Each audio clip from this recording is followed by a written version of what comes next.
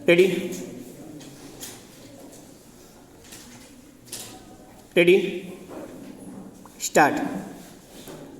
15 अगस्त 1947 को भारत जब स्वतंत्र हुआ तो गांधी जी ने भारतीय प्रजातंत्र की विशेषता बताते हुए कहा था कि यहाँ का एक किसान भी भारत का राष्ट्रपति बन सकता है। गांधी जी की यह बात बहुत शीघ्र ही सच साबित हुई जब 26 जनवरी 1950 को सादा जीवन उच्च विचार की प्रतिमूर्ति एवं बिहार के किसानों का नेतृत्व करने वाले एक महान व्यक्ति को देश का प्रथम राष्ट्रपति बनाया गया। वह महान व्यक्ति कोई और नहीं बल्कि बिहार के गौरव डॉक्टर राजेंद्र प्रसाद थे, जिन्होंने भारतीय स्वतंत्रता संग्राम में गांधी जी का साथ देने के लिए अपनी चलती हुई वकालत को तिलांजलि दे दी। राजेंद्र प्रसाद का जन्म बिहार प्रांत के सीवान जिले में जीरादेई नामक गांव में 3 दिसंबर 1884 को हुआ था। उनके पिता श्री महादेव सहाय एक विद्वान व्यक्ति थे एवं माता श्रीमती कमलेश्वरी देवी एक धर्मपरायण महिला थीं। उनकी प्रारंभिक शिक्षा गांव में ही हुई।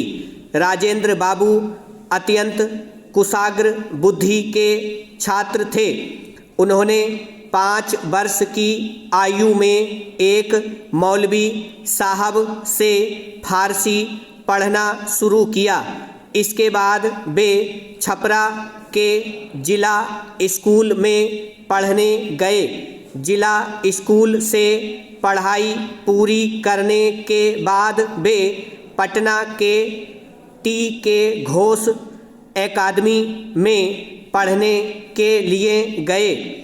1902 ईस्वी में 18 वर्ष की आयु में कलकत्ता विश्वविद्यालय की प्रवेश परीक्षा में प्रथम स्थान प्राप्त करने के बाद राजेंद्र प्रसाद ने कलकत्ता के प्रेसिडेंसी कॉलेज में दाखिला ले लिया। इसके बाद कानून में कैरियर की शुरुआत करने के लिए उन्होंने बैचलर ऑफ लॉ की पढ़ाई पूरी की। उन्होंने अपनी पढ़ाई के दौरान भी भारतीय स्वतंत्रता संग्राम में महत्वपूर्ण भूमिका निभाई। यद्यपि स्नातक स्तरीय परीक्षा उत्तीर्ण करने के बाद ही वे राजनीति में सक्रिय हो चुके थे, किंतु राजनीति में रहते हुए भी उन्होंने अपनी पढ़ाई नहीं छोड़ी और 1915 ईस्वी में स्वर्ण पदक के साथ विधि परास्नातक की परीक्षा उत्तीर्ण की। उसके बाद उन्होंने लॉ में डायरेक्टर की उपाधि भी हासिल की।